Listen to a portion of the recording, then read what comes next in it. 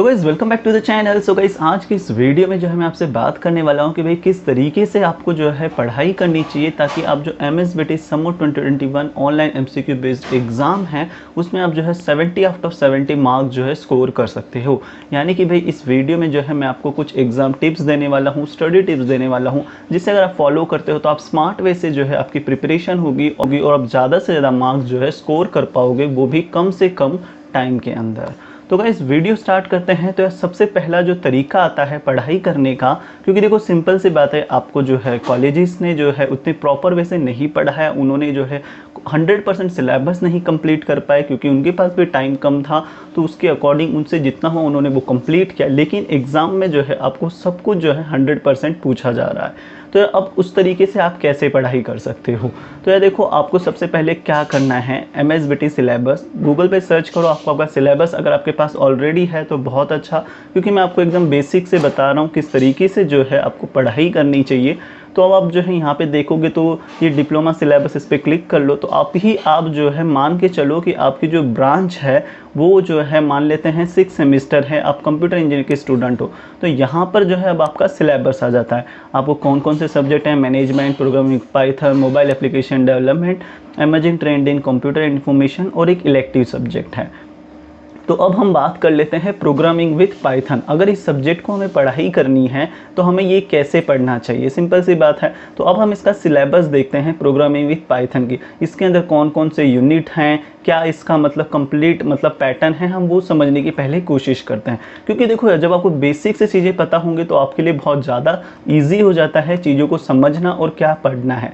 तो ये हमने जो है सिलेबस ओपन कर लिया प्रोग्रामिंग विथ पाइथन। अब हम नीचे जब स्क्रॉल करेंगे तो हम इसके यूनिट वाइज देखते हैं कि फर्स्ट यूनिट में क्या आता है। तो फर्स्ट इसका यूनिट है introduction and syntax of Python programme. मतलब एकदम बेसिक है, मतलब पाइथन प्रोग्राम से हम यहाँ पे इंट्रोडक्शन और सिंटैक्स के बारे में जानते हैं। इसके टॉपिक्स एंड सब टॉपिक्स में देखेंगे तो ये क्या कहता है, feature of Python, interactive, object oriented, Python building blocks, identifiers, keywords, Python environment setup, running simple. तो ये इसके जो है टॉपिक्स एंड सब टॉपिक्स है। ऐसे आप किसी भी ब्रांच का देखोगे, किसी भी सब्जेक्ट का, उसी तरीके से जो आपको मिलता है।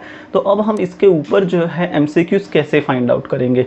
बहुत सिंपल है, जस्ट आपको अब गूगल पर जाना है, यहाँ पे आप लिखो पाइथन और उसके आगे लिखो जो भी आपका टॉपिक का नाम है। यहाँ टॉपिक क्या है, फीचर्स ऑफ पाइथन। तो पाइथन लिखा, उसके आगे लिखो फीचर्स ऑफ OOP, क्योंकि यहाँ पर जो है फीचर्स ऑफ ऑब्जेक्ट ओरिएंटेड, क्योंकि पाइथन ये अपने आप में ऑब्जेक्ट ओरिएंटेड प्रोग्रामिंग लैंग्वेज है। तो यहाँ पर आप फीचर्स ऑफ पाइथन भी लिख सकते हो, आगे MCQs डाल दो। तो यहाँ पर जो है आपको 1000 जो है अब आपको MCQs देखने मिल जाते हैं। सबसे टॉप रिजल्ट पे देखो, मैंने आपको बताया था जावा टी पॉइंट ही आएगा क्योंकि ये एकदम ट्रस्टेड है। यहाँ पे अब आपको जो है उसके रिलेटेड ही जो है अब आपको MCQs देखने मिलेंगे। हु डेवलप पाइथन लैंग्वेज, ये सारी चीज़ें आपको यहाँ पे देखने मिलेगी। पाइथन किस में लिखा हुआ है, which one of the following is the correct extension of Python file, तो .py। तो इस तरीके से जो है आपको MCQs को जो है सर्च करना है, उसकी पढ़ाई करनी है। क्योंकि इससे होगा क्या, आप उतने ही MCQs अब पढ़ोगे जो आपके सिलेबस रिलेटेड है। अब आप जो है अनलिमिटेड MCQs को नहीं देखना है, इस तरीके से आप पढ़ते हो तो ये है स्मार्ट अप्रोच। मतलब उतना ही पढ़ा जितने आपके सिलेबस में है। अगर आप नीचे आते हो तो सेम ऐसे यूनिट 2 में Python operator and control flow of statement, तो यहाँ पे वही सर्च करो, आपको उसके रिलेटेड MCQs मिलेंगे। तो इससे जो है आपका टाइम बच जाएगा, लिमिटेड आपने पढ़ा और आपको जो है थिंग्स भी इजीली क्लियरली सॉर्टेड वे में जो है समझ में आ जाएंगी। तो ये हो गया सबसे पहला पढ़ने का तरीका। अब दूसरा जो तरीका आता है वो ये है, जो स्टूडेंट पूछते हैं सर हमने आपसे MCQs लिए हैं उसको कैसे पढ़ाई करें, तो यार वो भी बहुत सिंपल है। हम आपको जो MCQs प्रोवाइड करते हैं वो होते हैं कंप्लीट PDF वे में। तो यहाँ पे मैं बात करता हूँ, 4th सेम के स्टूडेंट हो तो आपने जो है कंप्यूटर डिपार्टमेंट के MCQs बाय किए हैं। तो यहाँ पे मैं जावा प्रोग्रामिंग की अगर मैं आपको MCQs बताऊँ तो ये इस तरीके से यूनिट 1 उसके अंदर के सारे MCQs हैं। तो ये आप देखोगे तो आपके सिलेबस के अकॉर्डिंग है। लाइक यूनिट 1 के अंदर जो इंपॉर्टेंट क्वेश्चंस होने चाहिए, जो उस टॉपिक्स रिलेटेड हैं, वो सारे क्वेश्चंस इसमें जो है कवर किए गए हैं। अब देखो यहाँ पे पढ़ने का भी एक तरीका होता है, like which of the following is not a Java feature. तो यूज ऑफ पॉइंटर ये जावा फीचर नहीं है। तो आपको क्वेश्चन ऐसे भी आपको क्वेश्चन जो है एग्जाम में ऐसे पूछा सकता है, which of the following is a Java feature. तो उस वक्त आपको ये पता होना चाहिए dynamic, architecture neutral, object oriented. तो यानी कि पढ़ते वक्त ही आप जो है अगर समझ के पढ़ते हो, लाइक इसी क्वेश्चन के जो है 3 क्वेश्चन बन जाते हैं, which of the following is a Java feature, dynamic, architecture neutral, object oriented. ये जावा फीचर्स हैं। कौन सा फीचर नहीं है, यूज़ ऑफ पॉइंटर नहीं है। फिर उसके बाद में आपको dash is not a Java feature, इसको ऐसे भी लिखा जा सकता है। फिर इसी क्वेश्चन को जो है बहुत तरीके से घुमा फिरा के लिखा जा सकता है। अब हम जो आपको PDF फाइल प्रोवाइड करते हैं, इसमें आप कंट्रोल F कर लेते हो, यहाँ पर आप जो है किसी भी थिंग रिलेटेड क्वेश्चन सर्च कर सकते हो, ताकि आपको जो है आपका जो टाइम है वो बच जाए। तो लाइक यहाँ पे अगर मैं सर्च करूँ, लाइक पर्टिकुलर मुझे क्वेश्चन ही आता है फीचर्स रिलेटेड, तो मुझे ये यहाँ पे मिल जाता है फीचर्स रिलेटेड। अगर मुझे कुछ ऑब्जेक्ट ओरिएंटेड प्रोग्रामिंग रिलेटेड अगर सर्च करना है, तो अगर मैं सिर्फ ऑब्जेक्ट डालूंगा तो ऑब्जेक्ट को लेकर जितने क्वेश्चंस होंगे वो यहाँ पे दिख जाएंगे। लेकिन object is created at dash time in Java, तो वो रन टाइम में होता है। तो इस तरीके से जो है हमारे जो MCQs हैं वो आपके लिए हेल्पफुल होते हैं, क्योंकि वहाँ पे आपके सिलेबस के अकॉर्डिंग MCQs हैं, IMP MCQs हैं। फिर उसके बाद में आप जो इसमें सर्च कर सकते हो, जो कि आपके लिए एक बहुत इंपॉर्टेंट फीचर होता है। और थर्ड इंपॉर्टेंट थिंग जो आ जाती है वो ये है कि अगर आपने आपकी थ्योरी पढ़ी हुई है तो इन MCQs को आप जो है खुद से सॉल्व करते हो और आपकी यहाँ पे प्रिपरेशन हो जाती है। अब हम आते हैं नेक्स्ट थर्ड इंपॉर्टेंट थिंग के ऊपर, वो है थियरी कैसे पढ़े। क्योंकि तो देखो थियरी कैसे पढ़ोगे, लाइक यहाँ पे अगर हम पाइथन का देखें तो यहाँ पे unit 1 introduction and syntax of Python program. तो यार मैं ये मान के चलता हूँ कि आप लोगों के पास जो है पाइथन की बुक होगी, और इन केस मान लेते हैं आपके पास पाइथन की बुक नहीं भी है, तो भी आपको जो है पाइथन एक ऐसा सब्जेक्ट है जिसके ऊपर इंटरनेट के ऊपर आपको thousands of theory related content मिल जाएगा। तो आपको जो है वो थियरी भी जो है अब उसमें भी इंपॉर्टेंट थिंग्स पढ़नी है।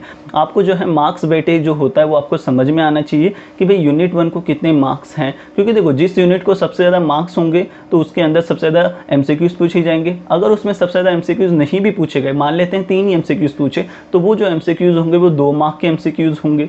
तो इस तरीके से जो है आपकी एग्ज़ाम जो बनती है, पैटर्न बनता है, वो इस तरीके से होता है। तो आपको जो है सबसे पहले जो है वेटेज को आइडेंटिफाई करना आना चाहिए कि पर्टिकुलर यूनिट को कितना वेटेज है। आपको वो समझ में आ गया तो अब आप जो है उस यूनिट को पहले पढ़ो।